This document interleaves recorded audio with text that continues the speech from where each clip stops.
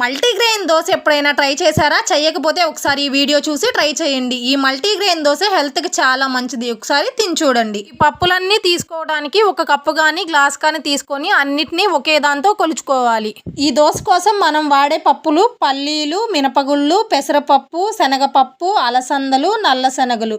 వీటన్నిటిని మనం తీసుకున్న కప్పుతో ఒక్కొక్క కప్పు వేసుకోవాలి. రైస్ మాత్రం 2 కప్పులు వేసుకోవాలి. డబల్ క్వాంటిటీతో రైస్ తీసుకోవాలి. ఇలా తీసుకున్న పప్పులన్నిటిని 2-3 టైమ్స్ బాగా వాష్ చేసుకొని 4 to 5 అవర్స్ నానబెట్టుకోవాలి. బాగా నానిన తర్వాత మళ్ళీ 2 టైమ్స్ కడిగేసి అందులోకి చిన్న కొబ్బరి ముక్క, 2-3 పచ్చిమిర్చి, కొంచెం కరివేపాకు, ఒక టమోటో, చిన్న అల్లం ముక్క, కొంచెం ఉప్పు వేసి మెత్తగా మిక్సీ పట్టుకోవాలి. తర్వాత గ్యాస్ ఆన్ చేసి ప్యాన్ పెట్టుకొని బాగా హీట్ అయిన తర్వాత మనం దోశ ఎలా పోసుకుంటామో అలాగే పోసుకొని 2 వైపులా ఎర్రగా వచ్చేలాగా కాల్చుకుంటే మల్టీగ్రెయిన్ దోశ రెడీ. వీడియో నచ్చితే లైక్, షేర్ అండ్ సబ్స్క్రైబ్.